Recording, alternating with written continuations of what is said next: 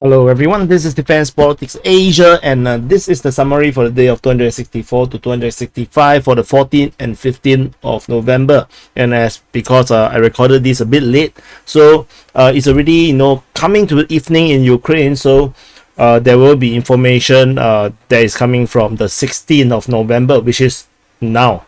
So let's start off with massive Russian missile strikes on Ukrainian power infrastructure. So, according to Intel Slava, basically, all the pro-Russian media, they say that there is massive missile strikes being launched across the entire of Ukraine, and according to Intel Slava, they quoted that this is possibly the largest missile strike on the territory of Ukraine thus far. And the spokesman for the Ukrainian Air Force said that the Russian Air Force or the Russian Army used about 100 cruise missiles in a massive missile attack, which is actually more than the previous one on the October of 10th, which is 84 missiles used.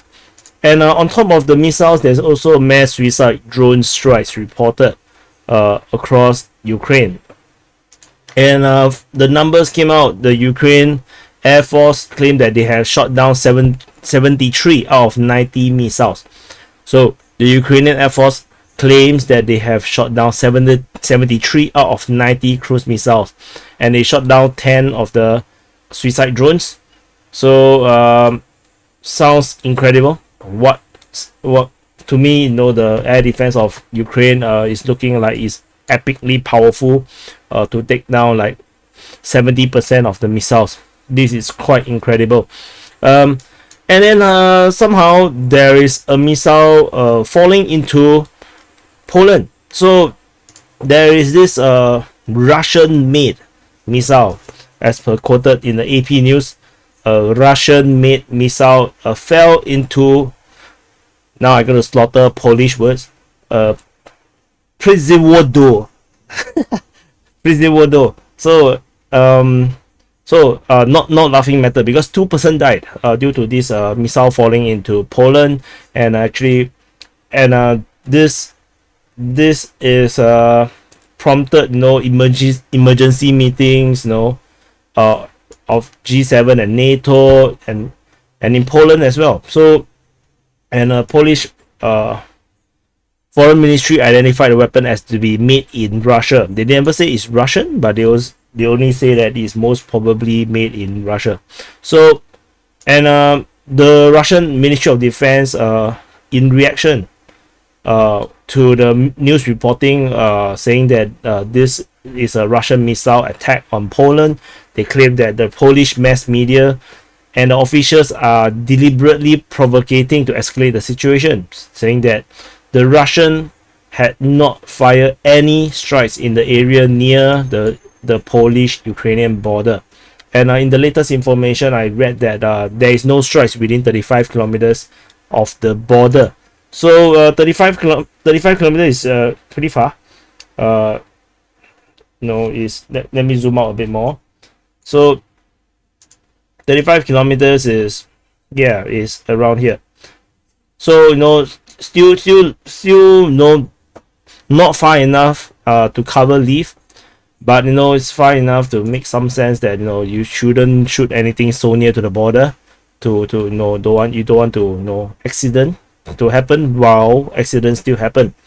And Zelensky immediately calls for escalation. And Volodymyr Zelensky, the Ukrainian president, in a statement said that the Russians launched a massive missile strike of total of 90 missiles, and power system enterprises and residential buildings was hit. And but remember, they did shot down 73 of them. And they say that the terror is not limited to Ukraine. That Russian missiles, they claim Russian missiles hit Poland, a territory of a friendly country. So how many times Ukraine said that the terrorist state will not be limited to our country? Poland, the Baltic states, is a matter of time Russian terror goes further. We must put terrorists in their place. The longer Russia feels impunity, the more threats there will be for everyone whom Russian missiles can reach to hit NATO territory with missiles. This is a Russian missile strike on collective security. This is a very significant escalation. We must act and we must escalate. So that's how I read it, and it's ridiculous. It makes no freaking sense. Anyway, then the Polish president said that there's no sign that the attack came from Russia, and they recognize the high probability of the missiles fell in Poland belongs to the air defense of Ukraine. So you know, see who you want to believe. You know, if I think the Polish president Duda is now pro-Russia. I think he's a Russia troll. You know, so now moving on to the to actually Moldova. Very interesting. So there is a massive electrical outage across Ukraine due to the massive missile strikes, because the missile strikes target is due of the electrical grid, and somehow there's power outage reported throughout Moldova, and this came as a surprise to me. Why the hell Moldova will have power outage when the missiles actually hitting Ukraine is anybody's guess. So moving on to the Southern Front. So Southern Front, by right, it should be very, very quiet, right? You know, this is Southern Front, this is Crimea, this is Kherson region. So the Russians has already retreated south of the Dnipro River. So you know, by right, there shouldn't be much fighting. But somehow we do have information that the Ukrainians actually tried to launch amphibious assault on the Kinburn Spit. So this part is a Kinburn Spit. And this entire area, this entire thing is the peninsula. This is the speed. Only this part, this tongue, this tail, or this very puny PP. And on the 13th, the Ukrainian in the morning 4 a.m. actually launched an assault on this speed in three different groups. And this group was detected, and then they were destroyed. And then in a not very sure if it's the similar situation or similar assault, there is fighting reported near Przewodow. So Przewodow is here. This beautiful town village on the beach side. I think this is pretty nice place to stay, except that you don't really have a proper road to use. There is fighting reported around here, and actually, there's also this very interesting thing about this Google Earth is that I can actually drop you down where Google Map has already disabled. So you know, it's actually a pretty nice place, as you can see. I would love to stay here, you know, but there must be internet. So you can see that, you know, across the shore there's Ochakiv, and then you can actually kind of imagine the speedboat rushing, you know, across. And then you know, getting engaged by the Russian side. So you know, yeah, this is something interesting. This is actually disabled on Google Maps, so you can't really see this kind of thing on Google Maps, but you can see on Google Earth. Cool. So that's all from the Southern Front. And moving on to the Zaporizhzhia Line. At the Zaporizhzhia Line, there is a Ukrainian Mi-8 shot down over Novoselivka, and otherwise, there is fighting reported at Novoselivka on the 14th, and this is reported. I forgot to put the link. I believe this is the Russian Defense Ministry. They said that there is an attack towards Novoselivka, and there is also fighting reported at Vremivka, according to the Ukrainian army. The Ukrainian army reported fighting at Vremivka. There's no details as usual from the Ukrainian Defense Ministry, and that's all from the Zaporizhzhia Line. Moving on to the Donetsk Front. So you know, in case you're lost, this is Ukraine. Donetsk is this part. You know, this part. This entire area is called Donbas. In case you have you heard a lot about Donbas, but you don't know where is it. These two states here combined is called Donbas. So this is Donetsk, and at the Donetsk Front and the southern part here, the most significant news is that the Russian forces has captured Pelivka. This is actually announced by the Russian Defense Ministry on the 15th of November, and saying that on the 14th of November they actually have captured this village or town here that they have been fighting over for the past week or two, and there's also continued fighting reported at Novomikhailivka.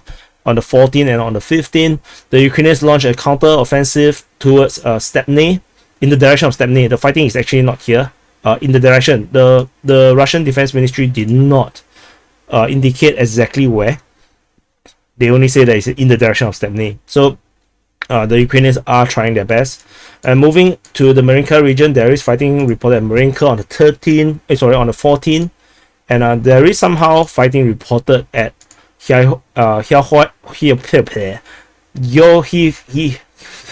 shit. Okay, let's pronounce the Russian one. Georgievka. So Georgievka. Why did they still use H? Why did they use H? So anyway, at Georgievka, the according to the Russian Defense Ministry, they say that there is a Ukrainian counter attack, in the area of Georgievka. And Georgievka is kind of weird because we have not understood that Marinka is captured by the Russians yet. So to have attack fighting in the vicinity of Georgievka is kind of weird. So anyway, Georgievka and the Krasnohorivka, there's fighting reported at Krasnohorivka on the 14th, and there is a counter offensive reported at Staromihайлivka. So the Russians have attacked on the 13th and 14th, and then then they paused. They did not make the headway, and the Ukrainians counter attack in the direction of Staromihайлivka. So it's an ongoing fight in this region, west of Donetsk city. And moving on to the Pisky region. So in case you do not know why is it called Pisky, because there is a town called Pisky here, and in this entire region, there is fighting reported at Nevelsky on the 15th. Fighting rages at Pervomaisky, with the Ukrainians launch a counter-offensive on the 15th as well. But there is fighting reported on the 15th. That is actually a Russian attack on the same day, according to the Ukrainian army. So with no idea who is actually attacking, or maybe they are both attacking at the same time. So over at the Vodian, just east of Pervomaisky, there is fighting reported at Vodian on the 15th, and then there is reinforcement reported near Vodian, where the Ukrainians continue to try to hold back the Russian forces in this region. And there is fighting reported at Adivka on the 15th, which is reported by the Ukrainian Defense Ministry, saying that the Russians attacked Adivka or Adivka. But the Russian Defense Ministry today reported that there is a Ukrainian counter-offensive at Adivka. So both sides claim each other is attacking, So maybe this defending is some kind of virtue, I guess. And there is fighting at Novo Kalinove on both on the 14th and the 15th. And this is in the area that is actually north of Adivka city. So this attack is should be something that we should watch, because any breakthrough here may threaten Adivka into encirclement eventually. So but you can see that the number of defenses, pre-war entrenchments is really ridiculous. There's really a lot. You can see there's another one here. So it's not going to be easy for the Russians to capture this region here. And moving on, there's nothing on the New York region and the Thorax region, and that's all from the Donetsk Front. And moving on to the Bakhmut Front. So this is Bakhmut city. So this entire area here, this is Bakhmut Front. And at the Bakhmut Front, previously we have already mentioned that the Russians have captured Mayorsk. According to the Ukrainian Defense Ministry, they said that one of the unit of the Russians suffered severe losses until the Russians actually disband the unit. So believe it if you want to. And over at Kuryomivka, on the 15th, the Russians were attacking, and then the Ukrainians counter-attack on the 16th. And there is fighting reported at Eredivka on the 14th, and then there's a Ukrainian offensive towards Zaporizhzhia on the 14th as well. So you can see that the Ukrainians are trying to take the initiative, not just over at the Bakhmut Front, of course, also at the Donetsk Front. And as according to logic, as well as some claims by the pro-Russian side, the Ukrainians are actually already trying to send forces from the Kherson region to reinforce the Eastern Front. So let's see whether it will make any difference to the battlefronts. And there is fighting reported at Bakhmut on the 14th. Most likely this fighting is going to be actually in the southeastern part of Bakhmut city near the Svatove plant. And there is fighting reported at Bakhmut on the 14th as well. And that's all from the Bakhmut front. Over at the Siversk Front, heavy fighting is reported at Bilohorivka. In this region, there is also fighting reported at Vasily on the 15th. So there is a Russian offensive pushing northward. And then there is fighting reported at Zolotarivka. This is the Ukrainian offensive towards the Luhansk People's Republic town over here. This town over here. And then there is also fighting reported at Bilohorivka on the 13th. On the 16th. So according to the 16th, the detail by Ryba, the pro-Russian source, said that the 122nd Battalion of the 81st Ukrainian something tried to recapture the previous lost position. So as which means that they kind of claim that the Bilohorivka has been lost, or at least certain part of Bilohorivka has been lost. And there is support with artillery from Serebrenka. So Serebrenka is here, so there is some artillery around here supporting the attack. And the Ukrainian armed forces partially pushed back the Russian forces, and 2 of the servicemen were taken prisoner. So there is this offensive is still ongoing, with the Ukrainians continue to send reinforcement to the front. So fighting is still ongoing over at Bilohorivka, over here at the Luhansk region, just south of the Siversky Donetsk River. And that's all from the Siversk Front. Moving on to the Kreminna Front, there is continued attempt by the Ukrainians to push towards Przewodow, which is north of Kreminna. On the 14th and the 15th, there is continued reports of Ukrainian attack towards Przewodow. Moving on to the Svatove region and Svatove Front, a lot of Ukrainian offensive. I can see the icons all over the place. There is Ukrainians pushing at Kolomyshayka, which is actually today's report. According to the Russian Defense Ministry, there is fighting at Stemekivka, and of course, as usual, the heavy push for Kuzimivka on 14 and 15. I think every day, basically every day. Yeah, 14, 15, 16. They are all pushing. And then there was also fighting reported at Novoselivsky as well, according to the Russian Defense Ministry. On the 14th, however, the Ukrainian actually said that they are the one defending over this region. So very hard to tell where the front line, given how the way the fighting looks. And there is also fighting reported at Przewodow on the 16th. It's not really an offensive per se. It's actually more like it's more of a reconnaissance by combat around here, I guess. On the 16th, there is, as well as at Pishani. So this reconnaissance by combat basically stretched across from Pishani all the way to Stemekivka. This entire region, the Ukrainians are launching multiple recons by combat troops around this region here. And that's all from the Svatove Front. There is nothing going on over at the Kupyansk Front. Everybody is sick of fighting over here. They just kind of shake hands and play football, I guess. And I believe they will be sharing a World Cup coverage. So, maybe they will be watching World Cup together. Who knows? So that's all for the summary of the day of 264 to 265 for the 14th and 15th of November.